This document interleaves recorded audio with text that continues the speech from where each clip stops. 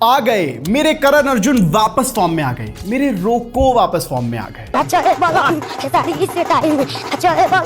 इतना लंबा इंतजार किया था हमने कि रोहित शर्मा और विराट कोहली मिलकर दोनों 100 रन से ज्यादा की पार्टनरशिप बनाए, और आज बना दी दोनों ने। ये 19th पार्टनरशिप थी इनकी, जिसमें इन्होंने मिलकर 100+ रन बनाए हों। लेकिन ये आई 5 साल के लंबे इंतजार के बाद। लेकिन चलो आई तो सही। Prime Roko back in style.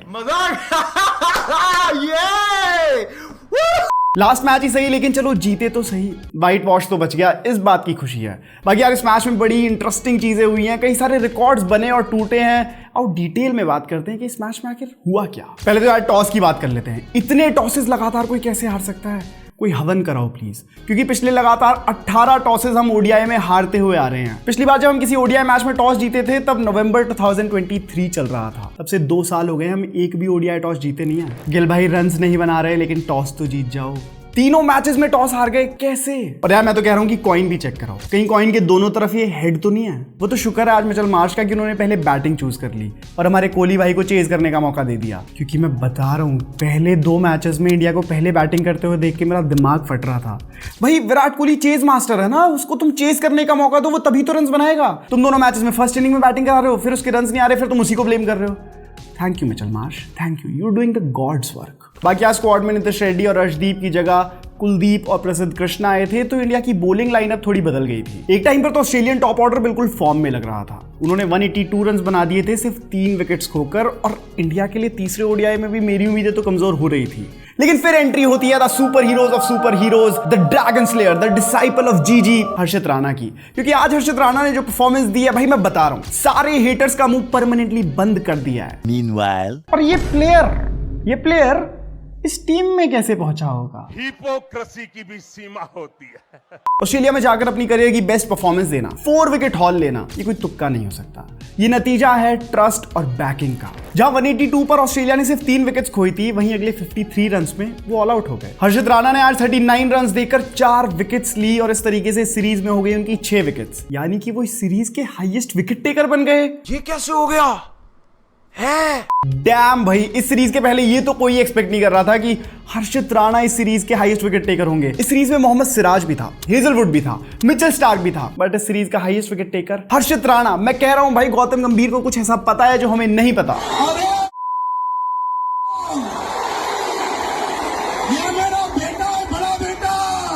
और हर्षित राणा पे ट्रस्ट और बैकिंग ये सब एंड में पे ऑफ कर गई। इस तरह इंडिया को टारगेट मिला 237 का, जिसको जब इंडियन बैटर्स चेज करने आए तो वो ये जानते हुए चेज करने आए कि भाई ये चेज बहुत ज्यादा जरूरी है, ये चेज बहुत ज्यादा क्रूशियल है। क्योंकि अगर हम यहां से मैच हार गए, अगर हम इस मैच को हार गए, तो व्हाइट वॉश का धब्बा लग जाएगा इस सीरीज पे, जिसको धोने में ही पता नहीं कितने साल और लग जाएंगे, जिसको भूलने में हम फैंस को कितने साल लग जाएंगे। यार हम नहीं सह पाएंगे उस 19 नवंबर के बाद इस व्हाइट वॉश के दुख को, हम नहीं सह पाते। और उसके ऊपर से अगर आज ये चेज अच्छे से नहीं हो पाता तो रोको के फ्यूचर के लिए भी बड़ी मुसीबत बन जाती। तो कुछ इस तरीके से ये चेज शुरू हुआ, जिसमें शुरू में तो कैप्टन गिल भी काफी अच्छे टच में लग रहे थे।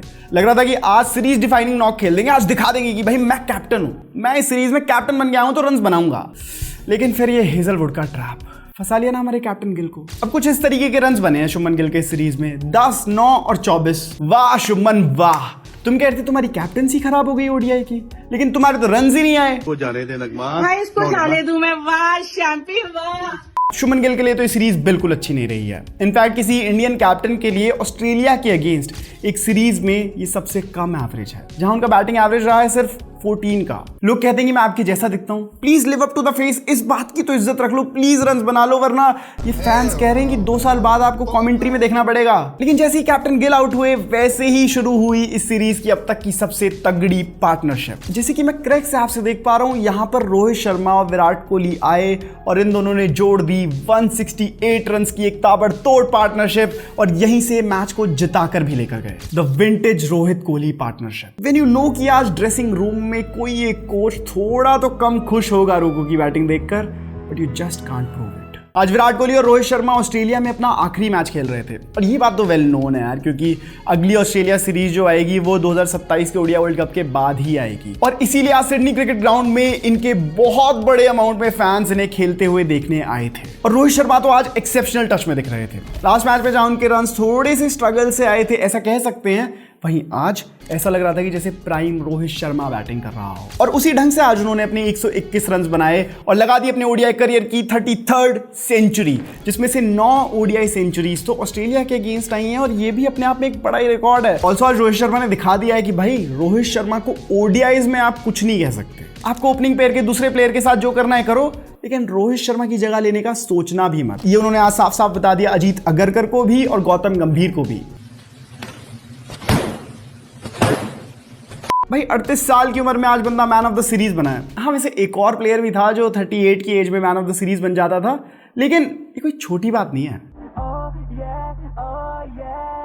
ऑल्सो रोहित बड़ी टफ कंडीशंस में भी बैटिंग कर रहे थे, नई बॉल के साथ बैटिंग कर रहे थे, लेकिन उनकी बैटिंग की टेक्निकलिटीज में कोई फ्लॉ नहीं दिखा। बिल्कुल लग रहा था यार कि उन्होंने जो अपनी फिटनेस पे टाइम दिया है, फिटनेस पे जो इतना काम किया है, उसका असर उनकी बैटिंग पर पड़ा है और उनका गेम बहुत ज्यादा इंप्रूव हुआ है। और वो भी तब जब उन्होंने अपनी बैटिंग की इंटेंट भी नहीं बदली है। मतलब अब भी बंदा उसी इंटेंट से खेलता है कि मैं टारगेट को 10 ओवर पहले ही चेस करा दूंगा। अब भाई ऐसे ही थोड़ी हमने 45 नंबर की जर्सी अपने स्टूडियो में लगा रखी है, क्योंकि हमें पता है only 45 number Jersey can do these kind of miracles. और दूसरी तरफ थे हमारे विराट कोहली, जिन्होंने जब आज अपना पहला रन ही बनाया तब ही ऑडियंस बिल्कुल पागलों की तरह चीयर करने लगी थी कि एटलीस्ट डक तो नहीं बनाया। और कोहली भाई खुद भी इस एक रन को ऐसे सेलिब्रेट कर रहे थे जैसे कोई माइलस्टोन क्रिएट कर लिया हो।